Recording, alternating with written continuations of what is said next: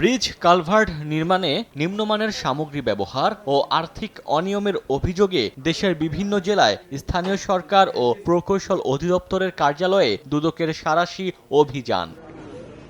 Enforcement কার্যক্রমের অংশ হিসেবে মঙ্গলবার খুলনার বটিয়াঘাটা উপজেলার স্থানীয় সরকার ও প্রকৌশল অধিদপ্তরে যান দুদক কর্মকর্তারা। এই সময় নানা প্রকল্পের খোঁজ খবর ও আর্থিক নিরীক্ষা তদারকি করেন। সরকারি কাজের বিভিন্ন প্রকল্পের নথিপত্র তল্লাশি এবং সংশ্লিষ্ট কর্মকর্তাদের জিজ্ঞাসাবাদ করা হয়। ঠিকাদাররা ঠিকমতো কাজ না করে অগ্রিম উত্তোলন করেছেন এবং বাস্তবিত কাজে অনিয়ম দুর্নীতি ঘটেছে। রাজশাহীতে এলজিইডির নামে সরকারি বিভিন্ন প্রকল্পে ৯/৬ এবং স্বেচ্ছাচারিতার অভিযোগ পায় দুদক। এরই জেরে জেলা সমন্বিত কার্যালয়ের ৪ সদস্যের একটি দল এলজিইডির কার্যালয়ে যান। এ সময় নির্বাহী প্রকৌশলীকে বিভিন্ন প্রকল্প নিয়ে জেরা করেন। প্রকল্পের কাজ পুরোপুরি শেষ না করেই অগ্রিম বিল তোলা এবং রাস্তা ও ব্রিজ কালভার্ট নির্মাণে নিম্নমানের সামগ্রী ব্যবহারের অভিযোগ তদন্তে চট্টগ্রামেও অভিযান চালায় দুদক। এ সময় সংশ্লিষ্ট নথিপত্র সংগ্রহ করা হয়।